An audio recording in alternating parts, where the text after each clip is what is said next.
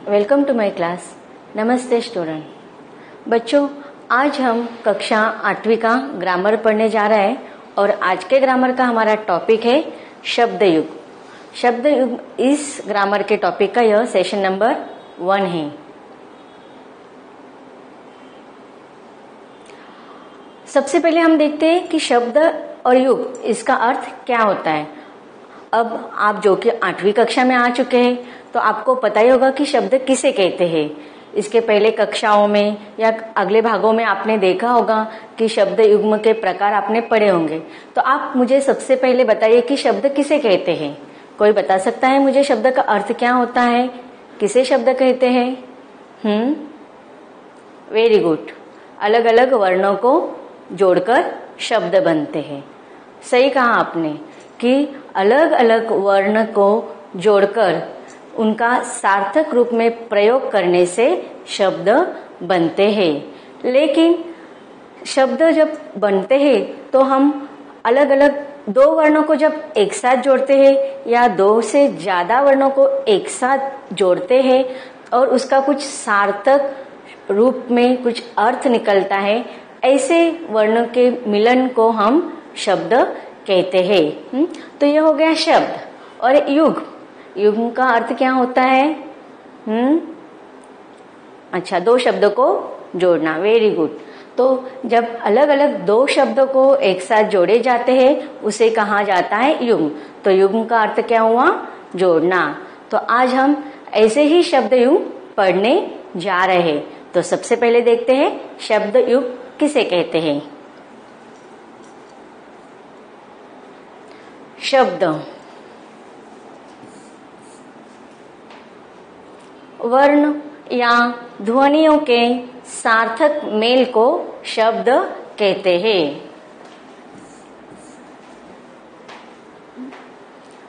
तो हमारी जो हिंदी की लिपि है उसमें जो वर्णमाला है वह वर्णमाला में पूरे जो वर्ण है उसमें स्वर और व्यंजन से हमारी वर्णमाला बनी हुई है।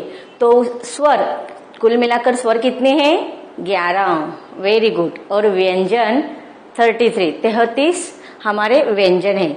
लेकिन देखो, स्वर जो होते हैं वो अपने आप में पूर्ण होते हैं और जो व्यंजन होते हैं वह उसका अलग से हम प्रयोग नहीं कर सकते, बल्कि स्वर का हम अलग से प्रयोग कर सकते हैं।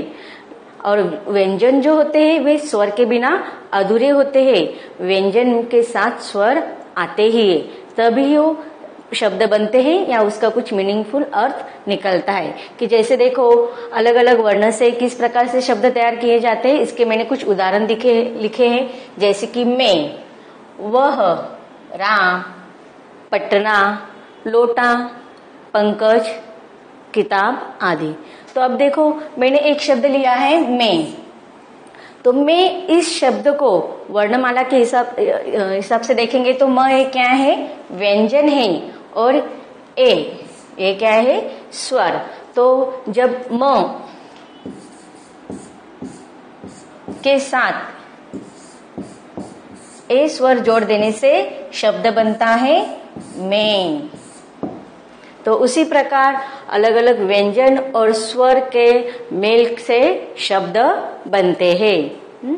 तो यहाँ देखा हमने शब्द का अर्थ। अब देखते हैं युग। तो युग का अर्थ होता है जोड़ना या दो शब्दों को, जब वर्ण दो से ज्यादा भी हो सकते हैं और उससे अधिक भी हो सकते हैं, तो उसके हिसाब से शब्द हमारे दो वर्णों को जोड़कर या उससे अधिक वर्णों को जोड़कर भी हो सकता है। तो यहाँ तक हमने शब्द युग का अर्थ समझ लिया। अब आगे देखते हैं। शब्द युग की मैंने डेफिनेशन बनाई है, पढ़ते हैं। अर्थात परिभाषा। कही गई बात या शब्द के अर्थ को अधिक प्रभावशाली बनाने के लिए कभी कभी शब्द का प्रयोग जोड़े के रूप में किया जाता है, तब उसे शब्द युग कहते हैं। तो देखो, जब हम कोई बात कहते हैं या उसका लिखते हैं तो उस शब्द को, उस बात को, उस सेंटेंस को प्रभावशाली बनाने के लिए कभी कभी हम दो शब्दों को एक साथ जोड़ देते हैं, दो शब्दों का एक साथ प्रयोग करते हैं और उस नए शब्द से जो शब्द बनता है तो उसे कहा जाता है शब्द युग्म। जैसे आना जाना। देखो, आना यह अलग क्रिया है और जाना यह अलग क्रिया है, लेकिन आना और जाना इस अलग अलग दो शब्दों को एक साथ जोड़ने से शब्द युग्म शब्द कौन सा बना है? आना जाना। उसी प्रकार ऊंचा नीचा, कभी कभी, रातों रात, पुष्प पुष्प आदि। तो देखो, शब्द के अलग अलग प्रकार होते हैं। वो किस प्रकार, अभी देखो यहाँ पर क्रियाओं को जोड़ा गया है, अपोजिट शब्द को एक साथ जोड़ा गया है और कभी कभी एक ही शब्द का दो बार प्रयोग किया गया है। तो इसके अलग अलग प्रकार भी होते हैं, वह हम आगे पढ़ेंगे। तो एक प्रकार से हमने एक शब्द युग्म की डेफिनेशन देख ली। अब दूसरे प्रकार से देखते हैं, ऐसे शब्द जिनके उच्चारण और वर्तनी में बहुत कम भिन्नता होती है परंतु उनके अर्थ में बहुत अंतर होता है, वह शब्द भी शब्द युग्म कहलाते हैं। तो देखो, जहाँ पर हम उच्चारण करते हैं या कभी लिखते हैं तो ऐसे बहुत सारे शब्द होते हैं कि उच्चारण करते समय वह हमें सुनने में एक समान लगते हैं, लेकिन एक समान लगने के साथ साथ उनके अंतर, उनके जो मीनिंग होता है वह भिन्न होते हैं। तो उस समय ऐसे शब्द के जोड़े को हम क्या कहेंगे? शब्द युग्म। अब ऐसे जो कि बहुत कम शब्द ऐसे होते हैं कि वो लिखते समय हम भिन्न भिन्न प्रकार से लिखते हैं, लेकिन उनके मीनिंग कभी कभी अलग भी होते हैं और कभी कभी समान भी होते हैं। तो ऐसे शब्द को हम एक और नाम से जानते हैं और उस शब्द के उस नाम को हम कहते हैं श्रुति सम भिन्नार्थक शब्द। कौन सा शब्द कहेंगे हम उनको? श्रुति सम भिन्नार्थक शब्द। अब आप मुझे बता सकते हैं कि श्रुति सम भिन्नार्थक शब्द का अर्थ क्या होता है? आपने तो ये पहली बार नहीं सुना होगा ना, इसके पहले भी सुना है। कौन बता सकता है मुझे? श्रुति सम भिन्नार्थक, उसके देखो उस शब्द में ही उसका अर्थ छिपा है।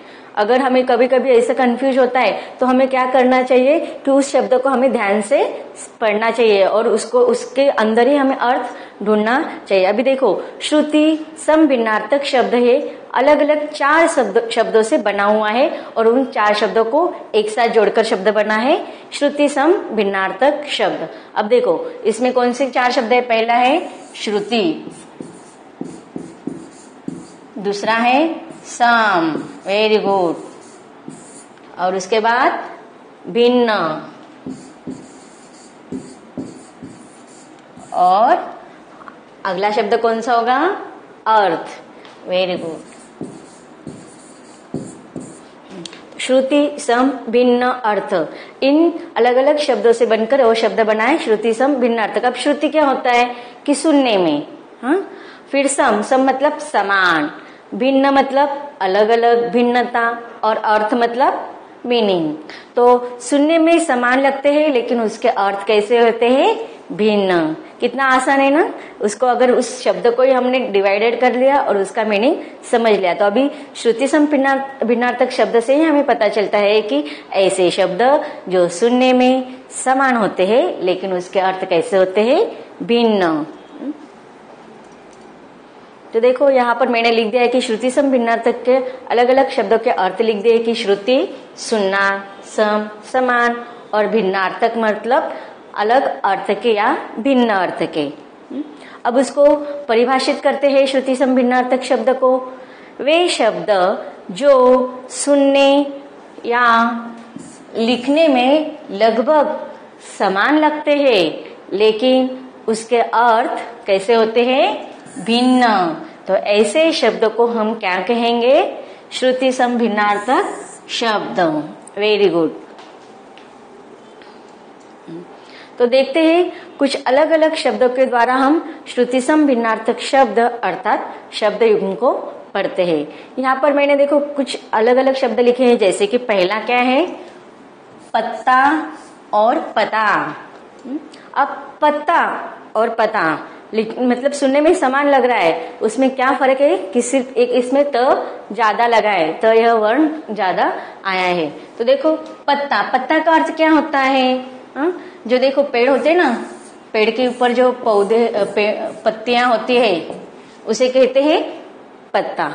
और पता, पता का अर्थ क्या होता है? सुना है ना या पहली बार सुन रहे हैं आप? Very good. पता मतलब एड्रेस। जैसे हम कभी किसी को लेटर भेजते हैं तो उसके ऊपर हम एड्रेस डालते हैं ना, या किसी नई जगह पर जाना होगा तो हमें एड्रेस के बिना हम जा ही नहीं सकते। तो देखो यहाँ पर पता और पत्ता, ये शब्द सुनने में लिखने में भी समान है लेकिन उनके अर्थ अलग है। अभी पत्ता का अर्थ क्या है? किसी पेड़ या पौधे का पत्ता, और पता का अर्थ क्या है? कि किसी का रहने का स्थान या एड्रेस।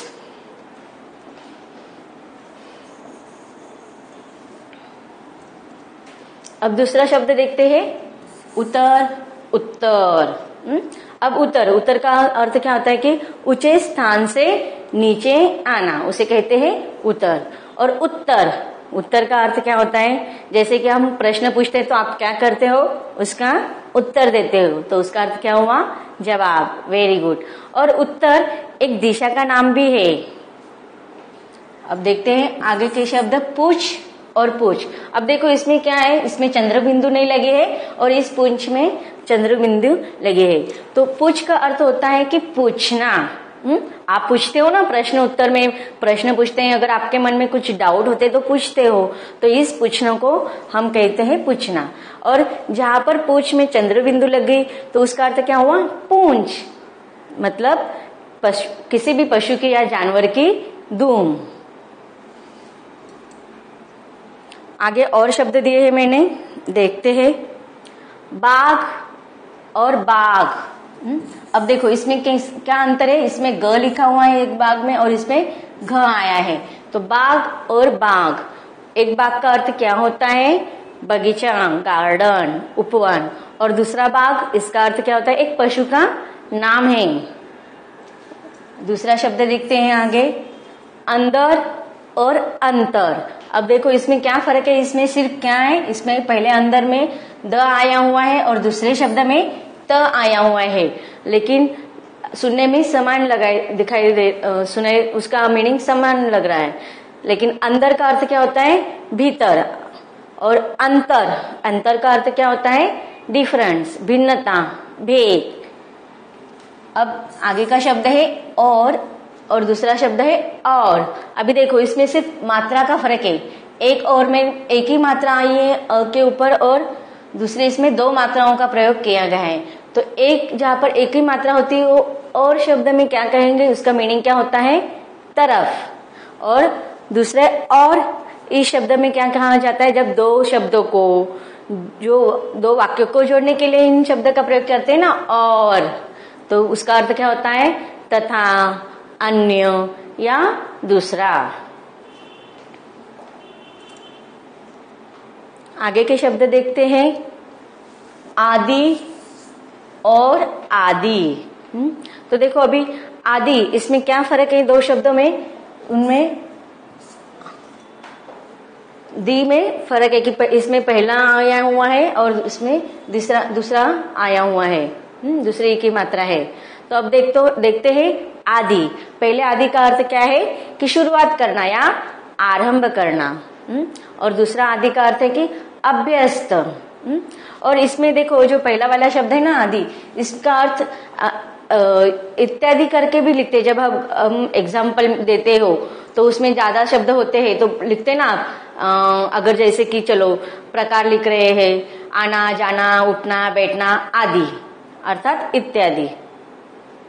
उसके बाद आधी और आंधी। देखो इसमें शब्द में आधी का इसमें क्या कर दिया है? सिर्फ चंद्र बिंदु लगा दिया है। लिखने में भी समान लग रहा है और सुनने में भी वो समान लग रहा है, लेकिन फर्क क्या है कि इसमें चंद्र बिंदु का उपयोग किया गया है। तो जब देखो चंद्र बिंदु का प्रयोग होता है आंधी, तो उसका मीनिंग क्या होता है? तेज हवा। और विदाउट चंद्र बिंदु का जो शब्द होता है आधी, वह क्या होता है? आधी मतलब आधा हिस्सा। जैसे कि अगर एक फ्रूट है, एप्पल है, उसका आधा हिस्सा कर दिया आधा, आधे। उसके बाद का शब्द है अजन्म और आजन्म। उसमें सिर्फ क्या अ और आ की मात्रा का फर्क है। अजन्म का अर्थ होता है जिसका जन्म नहीं हुआ है, और आजन्म का अर्थ होता है जीवन भर। अब आगे के शब्द देखते हैं। अश्व और अश्म। अश्व का अर्थ होता है, एक अश्व का अर्थ होता है घोड़ा, और अश्म का अर्थ होता है पत्थर। दूसरा शब्द है परिमाण और परिणाम। परिमाण का अर्थ क्या होता है कि हमने देखा था, संज्ञा में देखा था, परिमाणवाचक या विशेषण में भी देखा था हमने कि परिमाण कैसे, मतलब किसी भी चीज की जो मापतोल करते हैं हम, तब उसे या मापदंड करते हैं, उसको मात्रा में जब लिखते हैं तो हम क्या करते हैं वो परिमाण में। और परिणाम मतलब किसी भी चीज का फल क्या होता है, नतीजा क्या होता है। जैसे कि अगर आप पढ़ेंगे तो उसका फल क्या होगा, आप अच्छे मार्कों से पास हो जाएंगे, तो तब हम परिणाम शब्द का प्रयोग करते हैं। लेकिन देखो कभी कभी प्रोनाउंसिएशन भी परिमाण परिणाम सेम लगते हैं ना, तो लेकिन उसका अर्थ अलग है। उसके बाद अचार आचार, मुंह में पानी आ गया। अचार, अचार का अर्थ क्या होता है, आम नींबू आदि का जो अचार हम खाते हैं वो अचार होता है। और आचार का अर्थ होता है कि हमारा रहन सहन, चाल चलन, हम कैसे बर्ताव करते हैं उसे कहते हैं आचार। तो देखो अचार का अर्थ क्या होता है, आम नींबू आदि से बना हुआ अचार। और आचार जैसे कि चाल चलन और आचरण। अब आगे देखते हैं मेला। मेला का अर्थ होता है त्योहार में जब लगते हैं ना, बाजार लगाए जाते हैं गाँव में, अब तो शहरों में भी लगाए जाते हैं। और मैला का अर्थ होता है गंदा। उसके बाद पीठ का अर्थ होता है पीटना, और पीठ का अर्थ होता है एक शरीर का अंग। उसके बाद सामान सामान का अर्थ क्या होता है, बराबर। और सामान का अर्थ होता है सामग्री या पदार्थ। उसके बाद पवन और पवन का अर्थ क्या होता है, हवा, वायु। पावन का अर्थ होता है पवित्र। अब देखो दिन और दिन, अब इसमें भी पहली ई की मात्रा लगी है और इसमें दूसरी की। कभी कभी इन शब्दों में हम बहुत गलतियां करते लिखते समय। तो ये जो दिन शब्द होता है पहली ई की मात्रा, वो इसका अर्थ होता है दिवस। और दूसरी जब द में ई की मात्रा लगती है, दिन मतलब गरीब।